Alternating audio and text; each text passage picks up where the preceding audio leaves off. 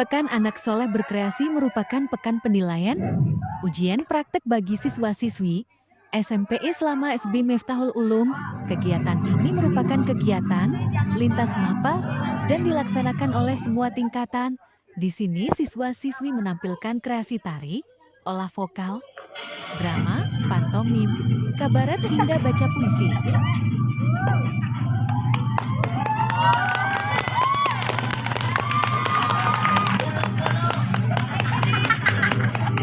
Bisa.